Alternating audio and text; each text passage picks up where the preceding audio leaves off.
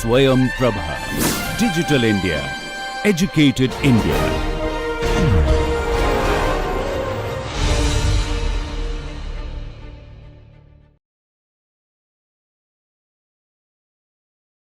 Start.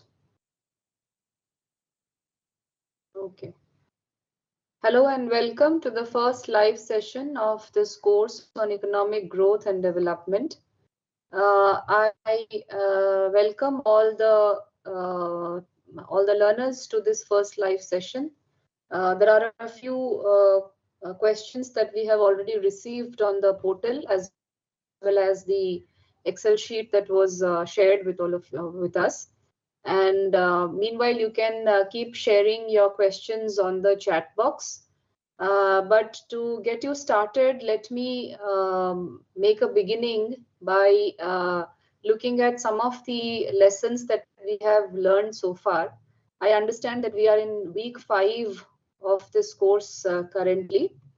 And in the basic idea behind this course, as I have shared time and again, is to familiarize students from any discipline to the ideas of economic growth and development.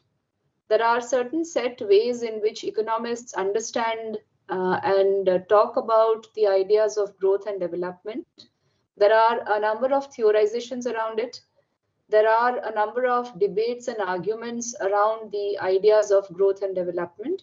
And in this course, we have made an attempt to familiarize learners with some of the basic ideas by taking help of theories, but we have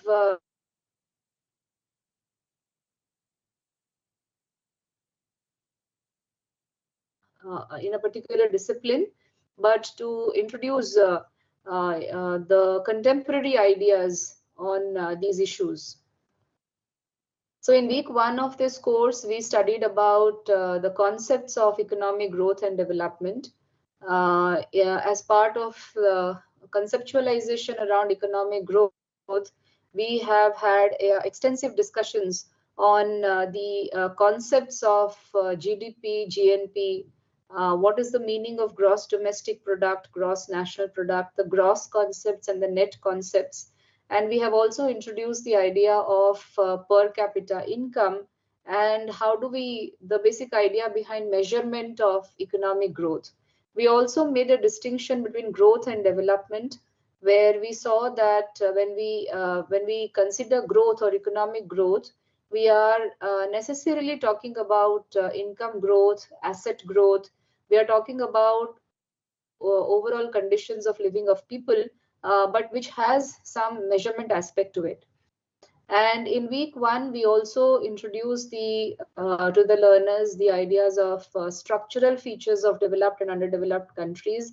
There are economists have theorized developed and underdeveloped countries with respect to certain socioeconomic characteristics. We also discussed this.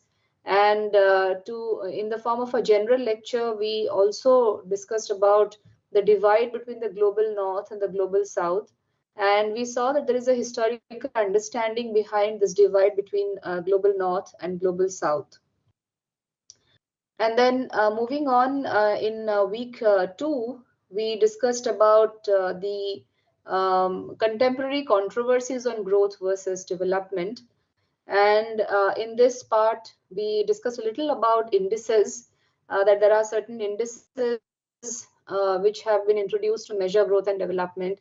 We extensively discussed about the concept of modern economic growth, the way economists understand economic growth, and with particular emphasis on the modern aspect of economic growth and how we have come up with time series information about how growth can be measured. And in the following 2 weeks, in weeks 3 and 4, we again extensively discussed the various theories around economic growth and development. We looked at various economists who have theorized areas of growth and development. Now, in this first live session, what I have tried to do is to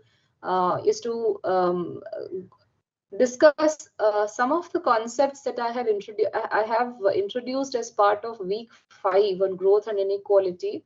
I have received a few questions on the portal about inequality discussions, particularly in the context of Branko Milanovic's paper. And in this live session, I want to discuss a few ideas which I have not discussed in the NPTEL course currently, but it can provide some kind of a supporting material to the learners who want to get introduced to some of the concepts that I have used in this week on growth and inequality. Now, in this week on growth and inequality, we got introduced to the basic idea of why measurement of inequality is important. And the philosophy behind why measurement of inequality is important was discussed through certain principles of inequality. And I also made use of the term called Kuznets curve in this week, although it was I referred to this point, but this week did not have the scope. I did not get the scope to elaborate on that idea. So I'll make some attempt at elaborating on this idea of the Kuznets curve and why it is discussed in the context of growth and inequality. And in this week also, we had a general lecture on economic growth and public support, on how countries that have invested in its social sector development has seen lesser levels of inequality than countries which have over a period of time neglected the social sector. And then, of course, we looked at some measures of inequality. Now, in this week, we started with a very basic question of why is measuring inequality important? And I discussed two important ideas as to why measurement of inequality is important. One was, of course, that there is an intrinsic importance or to lay emphasis on the inequality of a society, because it gives rise to various kinds of ethical dilemmas as to whether or not stark levels of inequality are acceptable for society at large or not. Because sometimes it becomes a moral consideration as well, but often it is a philosophical question with regard to whether we can live with very intensive forms of inequality or not. And the second is the functional importance of measuring inequality, because economic inequality, inequality in a broad sense and economic inequality in a narrow sense of the term, has severe implications on the production of the economy. And as students, as learners of social sciences would know, that for overall growth of a country or the overall growth of a nation, production of economic goods and services plays a very important role, because production gives rise to capital formation in the long run through the route of savings and so on and so forth. So how well the productive sector of the economy is functioning, whether or not large sections of the population are a part of the productive sector or not, or whether a very small part of the population is a part of the productive sector, and there is a lot of dependency of non-working population in the production sector. All of these things have a lot of importance for measurement of inequality and for overall levels of growth and development of a country. We also discussed that some tolerable level of inequality is all right, but then economists of different hues have discussed and argued a lot about what is this tolerable level of inequality. Can we say that a population which does not have access to health or education as a basic right, is that level of inequality tolerable in a society or not? So it is in this context that this week discusses some of the concepts and also the important paper by Branko Milanovic, which was introduced to you. So let me make an attempt to discuss some of these things again in this live session. I also discussed that when we are talking about inequality, this distinction between personal distribution of income and functional distribution of income is important. Of course, I highlighted this as one of the reasons for understanding functional distribution of income, it is important because it is centered around the concept of asset poverty and asset inequality. In a society which has become more and more materialistic in terms of the numbers of items that we own or the numbers of or our material conditions of living, understanding this concept of asset poverty is extremely important. And therefore, we lay a lot of focus not just on personal incomes or distribution of personal incomes, but on functional distribution of income. So what is functional distribution of income? It is basically the fact that what are the sources of income for different factors of production. We know that there are different factors of production. And what are the sources of incomes of different factors of production, and whether or not there are single sources of income for different factors, or there are multiple sources of income for different factors. And these become a deciding factor as to how equal or unequal a society is. So for example, some households have access to only one source of income. So in fact, in the lecture, I took the example of a daily wager, let us say, whose only source of income in the family is from daily wages. But you may have other households who are salaried individuals or who are business earners and so on, who may have income from multiple sources of income. Now, when you have these different kinds of households, where there are incomes from one source of income or two sources of income or three sources of income or multiple sources of income, people who are drawing their income only from wages and salaries, or people who are drawing their incomes from profits within the economy, the distribution of this, or the distributive shares of different factors of production, has a lot of bearing on how we can assess the levels of inequality within a country. Because the different sources of income of individuals also tells us what is the capability set of the households, or the capabilities of the households in terms of how much they can contribute to the productive sector of the economy. So to understand how economic inequalities are created in a society, it necessitates that we understand both how factors are paid and how factors are owned. I also discussed a few principles of inequality.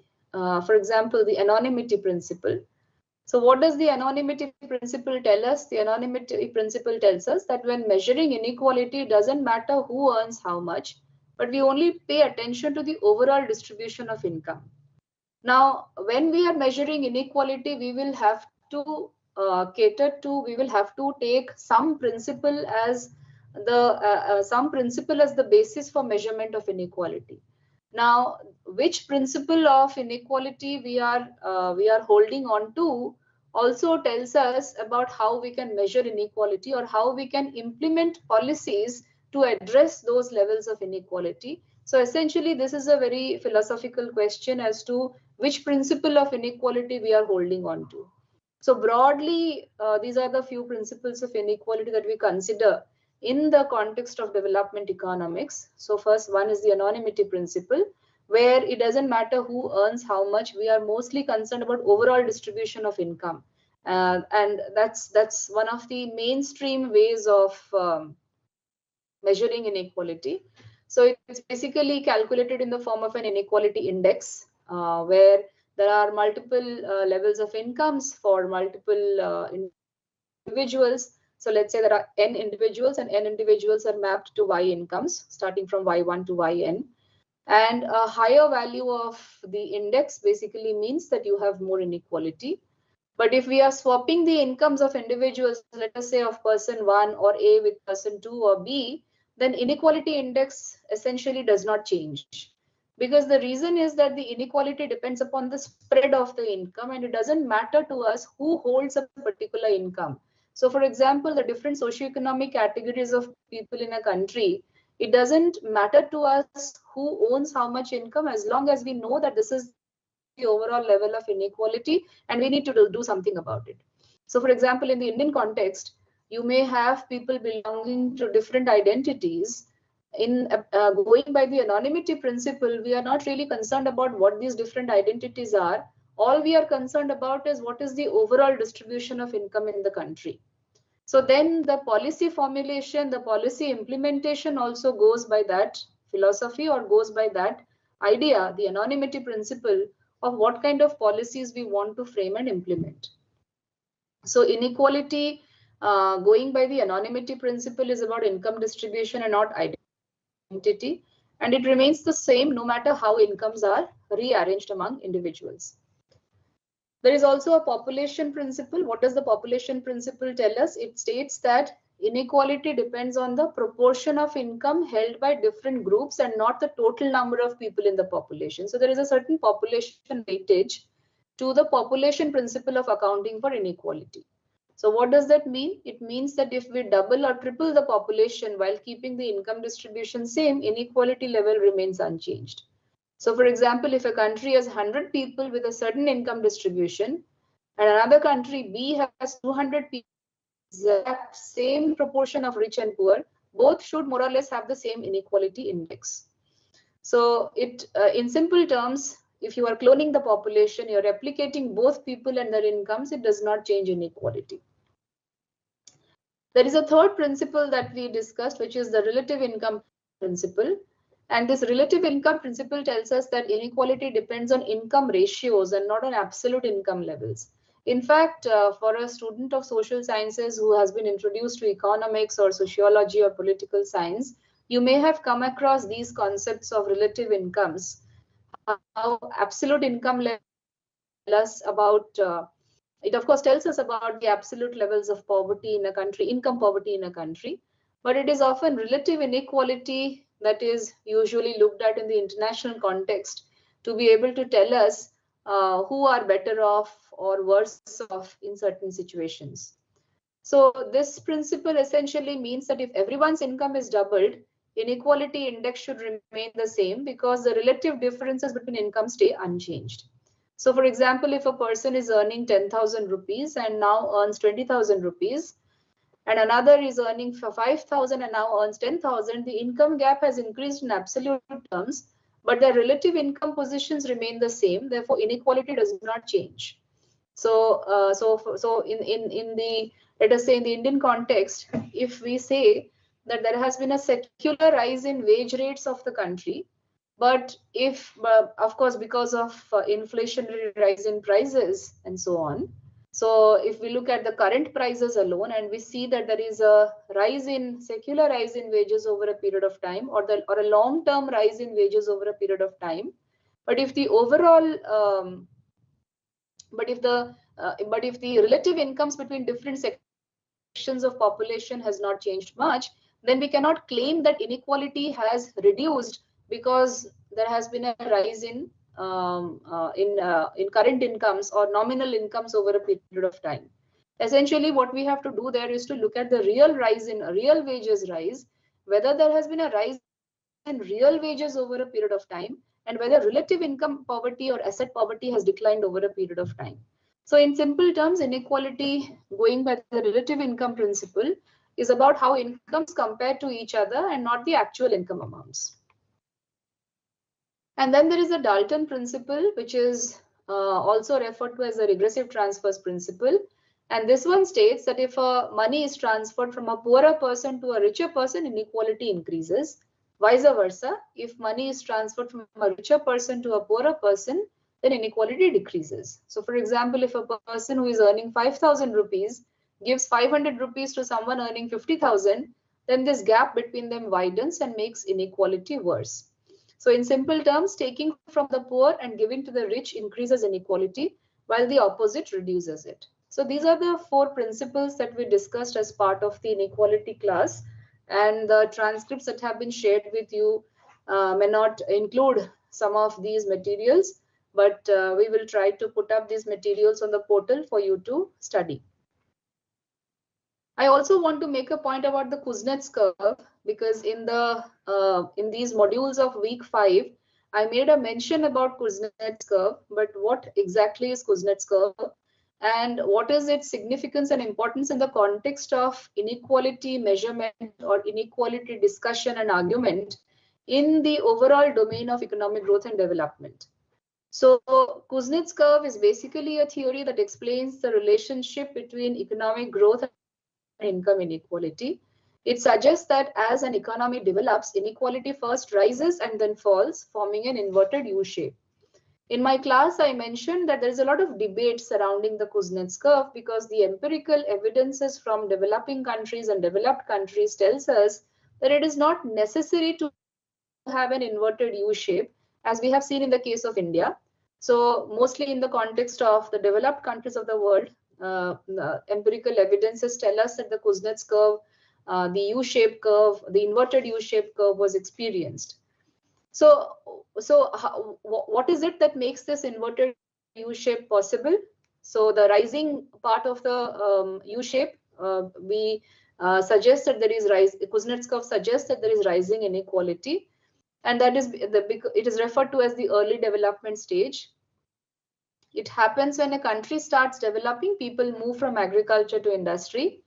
Now, wages in industry are of course higher because we have dual sectors here, traditional sector, modern sector, but not everyone moves to industry or the urban areas at the same time. So because of this lag in movement from the traditional to the modern sector of large numbers of individuals, it creates a widening income gap between the rich, that is those who benefit first from this movement from traditional to the modern sector, and the poor who are left behind. The second stage is where the inverted U peaks, the peak of inequality. It is referred to as the mid-development stage. And here the wage gap between the rural and urban areas is at its highest. You can also say the traditional and modern sector is at its highest. Industrial growth benefit mostly the rich, while the poor struggle to catch up. So now it is in this context that I discussed Branko-Milanovic's paper of the 1990s, which tried to give a different kind of a picture and understanding about how empirically we can look at inequality has progressed or developed over a period of time. Before the 1990s, development economists mostly took Kuznets curve as given as one of the important empirical studies that told us how global inequality progresses. But in the 1990s, we have different kinds of scenarios where we have seen that countries have not necessarily followed the Kuznets curve kind of a shape as far as inequality is concerned. The declining part of the Kuznets curve is also called the declining inequality part or the later development stage. Now here inequality declines over the long term. Why? Because as the economy grows, governments introduce various kinds of social sector interventions, investments such as in education, labor laws, social welfare, and so on. And many people get skilled jobs, and there are wages for lower income groups which start rising. So as a result, over a period of time, income inequality decreases over time. So Kuznets curve tried to give an empirical relationship between growth and inequality, saying that in the growth phase, in the early growth phases, inequality is bound to rise. So therefore, we must not pay much attention to inequality, but keep on undertaking all the tasks of economic growth that is required, because in the long run, over a period of time, inequality will decline. So it is in this backdrop that I would request the learners to understand Milanovic's paper on global income inequality by the numbers. Now, what Milanovic was trying to say in his paper is that his empirical studies based upon the data that he has analyzed, they showed that there are three types of inequality that is operating currently at the global level. The first type is that of inter-country inequality. So the inequality between different countries. Here they're comparing average incomes of countries without considering the population size. So without giving, for example, we know that India and China are the most populous countries, but without giving any population weight to these countries, the concept one in his paper tried to measure inter-country inequality by looking at the average incomes of countries. So for example, China is a big country with a very huge population. Luxembourg is a small country with a smaller population. But in this kind of a concept, China and Luxembourg are treated equal despite vast population differences. And it shows that inequality has increased post 1980s due to globalization as per the first concept. The second concept of inequality, he looks at inter-country inequality, but with population weights. It is similar to the concept 1, but it accounts for countries' population sizes. And this one, if you look at the global inequality, after giving weights for China's and India's population, this concept showed that over a period of time, there is declining inequality, global inequality, because of China and India's rapid economic growth. And then the third concept, he looked at global inequality, individual-based, individual countries. This one measured inequality between all individuals in the world, regardless of the country. So persons, regardless of whichever country they belong to, it's some kind of a personal distribution of income at the global level. And this calculation showed that, and this calculation was based on household survey data rather than national averages. So some sample was taken from different countries. It was a huge study, and based on household survey data, the conclusion was that the highest inequality level was captured based upon this concept 3, because it captures within country income differences. So unweighted inequality rose significantly after the 1980s, showing a growing income gap between rich and poor nations. Concept 2, which was a population weighted inequality, it showed that inequality declined post 1980s due to China and India's growth, suggesting overall global inequality improved. And concept 3 showed that global individual inequality remained very high, thereby showing within country inequality matters more than between country inequality. So today we are not really much concerned about, going by concept 3, we're not really concerned about the distinctions and comparisons between developed countries and developing countries, but we should be more concerned about the poverty and inequality within the countries, because the concept 3, global individual inequality, shows that historically this is the phase where within country inequalities seem to be the highest among all countries. So then he builds an elephant curve where he shows that there are certain winners and losers as far as globalization is concerned. So who are the big winners? It is the global middle class who are in China, India, Brazil, because they have seen huge income growth. The top 1% are the richest people in the world who have also gained significantly. But who are the big losers in terms of income loss and livelihood? They are the global upper middle class or the working class in developed countries, for example, in the US and Europe, who have seen income stagnation. And of course, the poorest 5% of the world. These are the key takeaways from Milanovic's paper. First is that globalization reduced inequality between countries, but increased inequality within countries. The richest 1% continued to gain the most.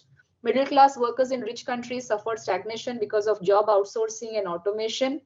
The poorest Americans are still richer than 60% of the world's population, which also shows that there are global wealth disparities. And he also concluded that migration play a crucial role in global inequality. So I'd like to stop sharing the slides now, and I welcome questions from the from live questions from all of you. If you have questions to ask me. Okay, so let me take some questions from the chat here. Astha Gupta is asking, kindly help in understanding how economic growth affects the economy. What is the difference between the economy with 10 trillion and economy with 5 trillion? How GDP affects the economic condition? Astha, it is a very basic question, as you may have understood from the earlier lessons. What is GDP basically? If you look at, even if we don't calculate real GDP, even if we are calculating just nominal GDP, what is GDP basically? GDP is basically production of various goods and services within the national boundaries of a country. Now, in the context of economic growth or economic development, we are mostly concerned about what are the levels of consumption of population, consumption by population in the country. Now, when I say consumption, what are you spending on? whether or not you have enough incomes in your hand to be able to buy or purchase your not just necessities but more and more goods and services. Now, why is this task of production important within the economy? This task of production is important within the economy because it puts money in the hands of people. And when there is money in the hands of people, you consume, you save. It leads to capital formation. The capital that is formed is invested further and reinvested, and that leads to more and more incomes. And when it leads to more incomes, it of course leads to distribution of incomes among different sections of the population. Now, the question is whether this distribution of income is taking place equally or unequally. That is a second step question. But the first is the overall production must increase. So GDP is nothing but overall increase in. So when we are saying increase in GDP, you mentioned $10 trillion dollars economy, $5 trillion economy, and so on. This is basically telling us what is the size of our economy in terms of the productive sector. What is the size of our economy in terms of production of different goods and services? If we are producing more and more of goods and services within the economy, that essentially tells that more and more people are in the production sector. They're in the productive sector. There is employment. People are not unemployed. So if there is more and more employment, then there is more and more incomes in the hands of people. So therefore, in the context of economic growth, so what do we mean by economic growth? We mean that there is overall rise in the level of GDP of the country. So in the basic concepts chapter, this is what we studied, that there are certain set ways in which we want to measure growth within the economy, and assessing the gross development product or measuring gross development product. And then of course you can also estimate gross national product. These are all important ways of telling us how much growth has taken place in the economy. If over a period of time our real GDP is increasing, and this is where we introduce the concepts of real and nominal GDP. If over a period of time our real GDP is increasing, then we can say that economic growth is taking place. And growth is good for the economy. Any kind of economic growth for any country is good, because it is essentially putting more and more goods and services in the hands of people. It is putting more and more incomes in the hands of people, and thereby income is of course one of the ways in which we can improve our standards of living. So for example, I can demand better health conditions, I can demand better education, I can demand things that help me in my life more if I have more and more income in my hand. So that is essentially what we mean by economic growth, and that is how it affects the economy.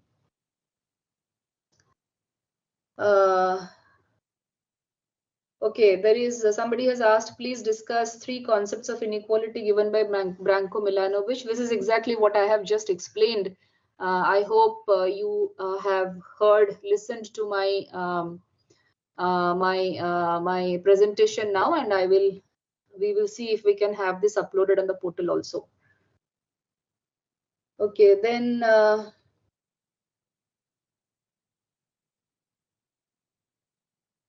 there's a question on solo growth model and Harrod Domar growth model.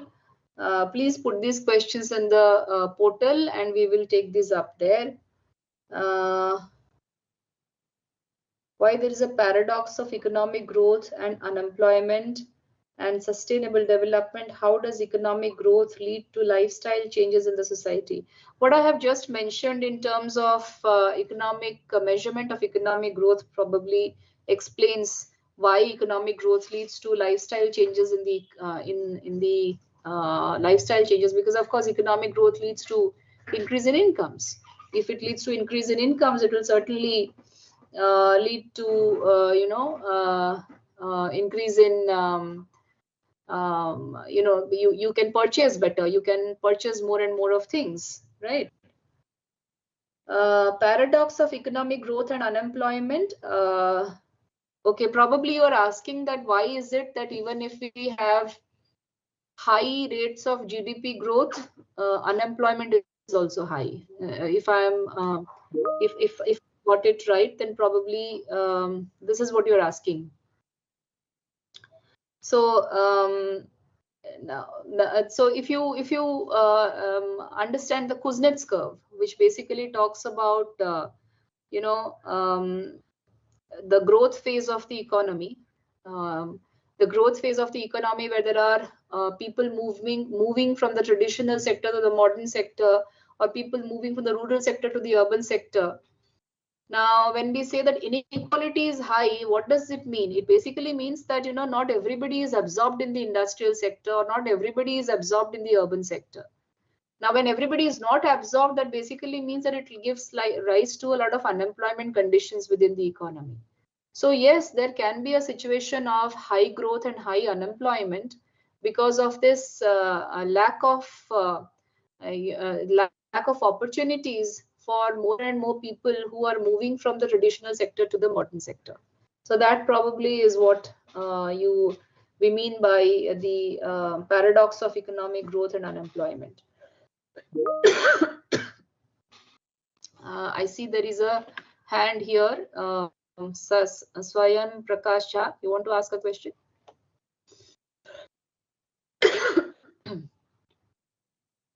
You can ask your question.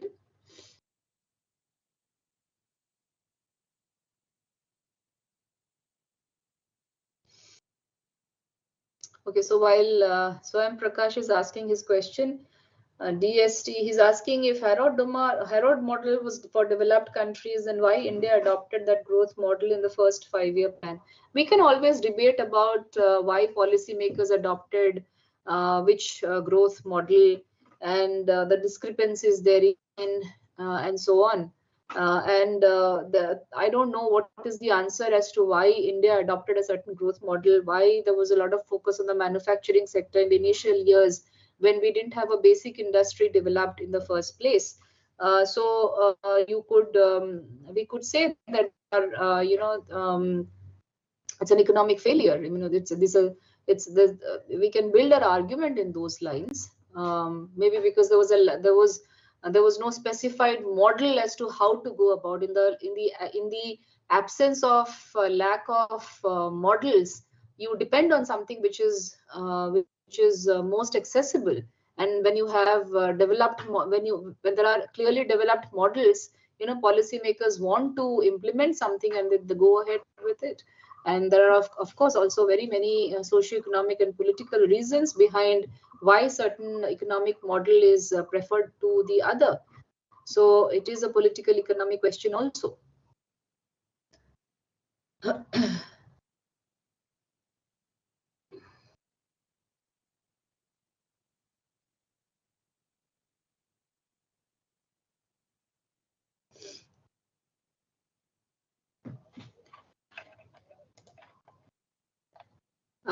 Which type of growth theory is suitable for India is what Swayam Prakash asks. I don't know. There are Indian economy currently is in a phase where there are very high growth sectors and there are low growth sectors. Agriculture is of course stagnating because of a lack of availability of labor. It is stagnating also because of various kinds of policy issues. And industry is also not industrial growth in terms of the manufacturing sector is also, there is a slowdown. So in terms of the growth theory, it hardly ever happens that we adopt one growth theory and we apply it to a certain economy. India, for example, is a complex economy because we are a federal government. So there are states, there are different kinds of states. And the states have a lot of power in terms of framing of policies in their own states. And there are different sectors within the state governments also, progress differently. So there cannot be one size fit all solution as far as India is concerned, particularly in the current times when there are sectors which are high growth and there are sectors which are low growth. So therefore, it is not possible to suggest one growth theory which suits India. But of course, there has to be multi-pronged approaches as far as India is concerned in the current juncture. There are sectors which does not require much state support or government intervention, but there are sectors, for example, the agricultural sector, which continues to require a lot of government support and state intervention. So in that sense, there has to be a multi-pronged approach as far as India's growth story is concerned. Relationship between inequality and unemployment. As I just said, that unemployment or employment is one of the indicators or one of the parameters. Inequality can be measured in terms of income inequality or asset inequality. Now, when we are saying that there are low incomes or no incomes, then if there are no incomes, then certainly we are talking about unemployment conditions, because employment is one of the important sources of income, right? So, of course, during a period where inequality is rising, and if we are referring to income inequality, then it is certainly the case that unemployment is also rising in certain sectors of the economy. Okay, and in fact, when we were studying the basic concepts, we discussed the fact that there are limitations of GDP as a concept, because GDP as a measure of growth is an average measure, and it does not really include, it may not always be a representative indicator of growth, because we are not considering many sections of the population who are not a part of the productive sector. So when you're not a part of the productive sector, you may be either unemployed or you may be underemployed. So the relationship between inequality and unemployment is not very straightforward. But in the growth phases, if inequality is rising, certainly it is also related to high levels of unemployment as well. And in the Indian context, the empirical studies of the last 15 years tell us that this was a period of growth where GDP increased, but at the same time, unemployment also saw a rise.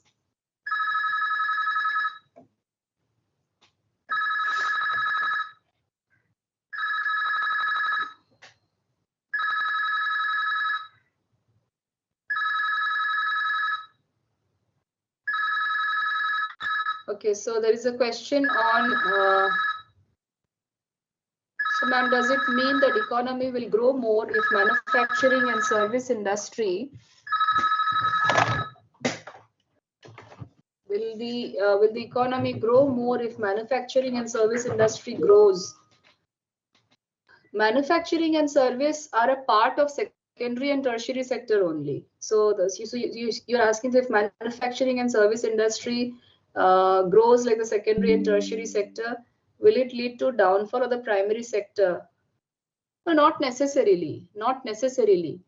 The growth of the primary sector, see, when what is being produced in the primary sector is used by the tertiary sector and the secondary sector. So why would, when we talk about intersectoral shares, or when we talk about intersectoral development within an economy, the products of the primary sector are used by the secondary sector and tertiary sector. So it does not mean that if secondary sector is growing or tertiary sector is growing, it definitely leads to the downfall of the primary sector. That is not proper reasoning. But of course, there can be a downfall of the primary sector depending upon the policy framework that we have adopted during the growth phase of the economy. So there is no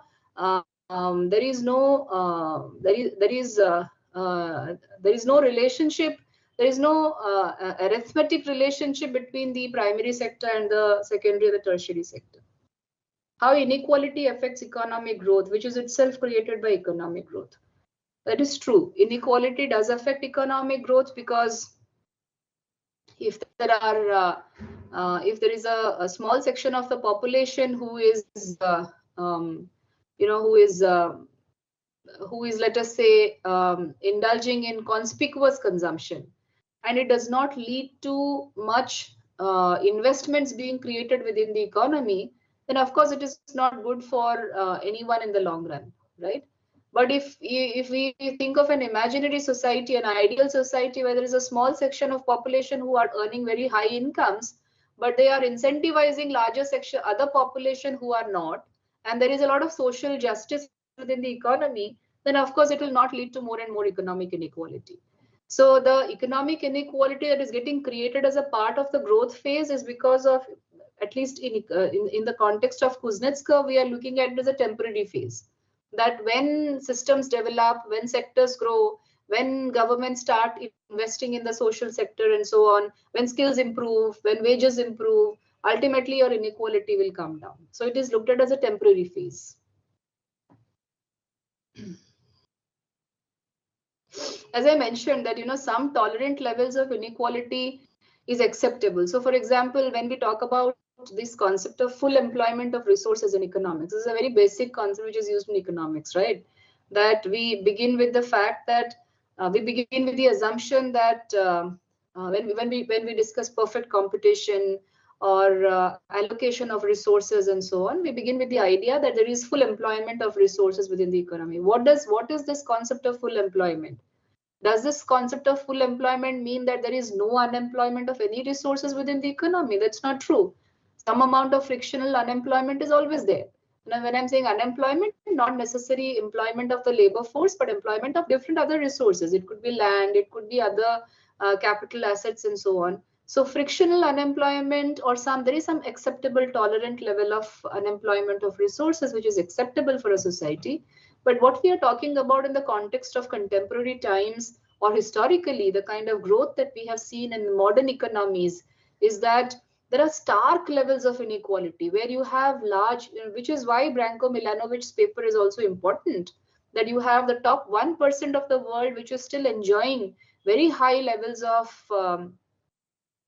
development, whereas you have the bottom that has had no improvements at all. So it is that level of stark levels of inequality that we are talking about. Okay, so I think we have completed our time allotted to a live interaction.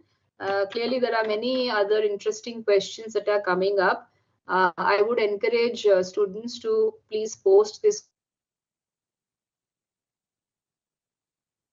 Can take it up. But my request to the learners is that when you are framing your questions, please frame it in a manner in which we can I can also prepare my answers well for the questions, because often I get questions about how is this exam going to be, how multiple choice questions and things like that. These are all questions that of course our TAs can also handle. But if you want me to answer better, please frame your questions properly and then put them on the portal, and then we'll take up in the next live session. So thank you very much.